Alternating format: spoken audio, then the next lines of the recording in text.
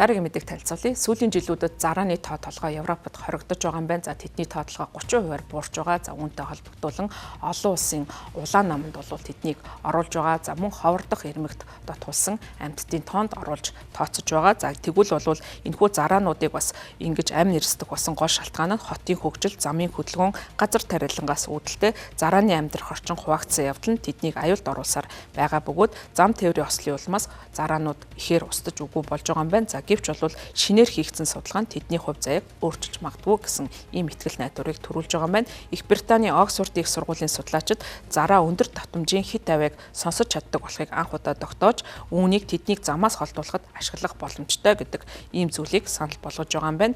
Хүний сонсголын хүрээнээс дээгүүр орших эдгээр өндөр давтамжтай дууны долгионыг зараа сонсож чадах хэсэг нь өнөө хүртэл тодорхойгүй байсан. За тэгвэл судалгаагаар үүнийг тогтоосон байна. За уг судалгааг Biology Letter сэтгүүл 3 дугаар сарын 11-ний өдөр нийтлсэн. Энэхүү шин судалгаанд дурдсанаар автомашинуудад зарааг замаас зайлуулах хит авианы үргээгч суйрлуулснаар зарааны тоо толгой хорогдож байгаа явдлыг эрс бууруулах боломжтой гэж дурдсан байна. Хэрв энэ арга нь үр дүнтэй байх юм бол Европын зараануудад учирч байгаа замын хөдөлгөөний аюулыг бууруулахад мэдгэцгүй нөлөөлөх боломжтой гэсэн байна. Судалгааны хүрээнд дайны зэрлэг амьтдыг аврах төвүүдэд аврагдсан 20 орчим зараанд богино дуу хэмжээний дуу чимээг сонсгох зорилгоор жижиг чанга аригч ашигласан байна. Дотор жих болон тархины хооронд дамжин өнгөрөх захиргаан тохиргоог бүртгэхийн тулд зараануудад жижигхэн электрод одоо суйрлуулж байрлуулсан. За эдгээр нь бол 4-өөс 85 кГц давтамжтай дуу чимээг тоглуулахад тархины эс нь мэдэрч байсан бөгөөд хамгийн дээд хэмжээнд мэдрэх боломжтой хит авиа нь 40 кГц болохыг нь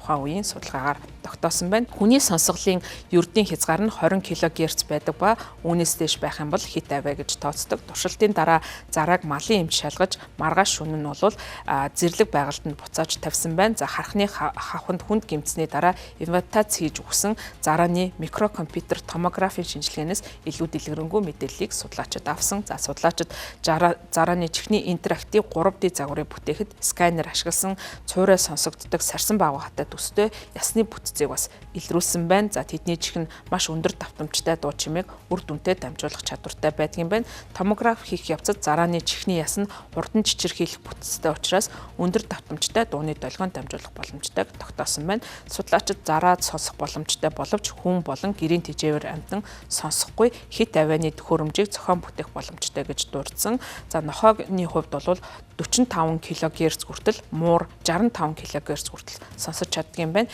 Эдгээр хит авианы үргээгчийг тээврийн хэрэгсэл суйрлуулахаас гадна робот зүлэг хадагч, за мөн гэрийн цэцэрлэгийг тайрагч зэрэг бусад одоо бүтээгдэхүүн бол суйрлуулах боломжтой. Ингэснээр зараад учруулдаг бусад аюул занлыг бууруулах боломжтой гэж судлаачид үзэж судалгааныхаа үр дүнг санал болгож байгаа юм байна. Баярлалаа, та бүхэн гадаад мэдээ танилцууллаа.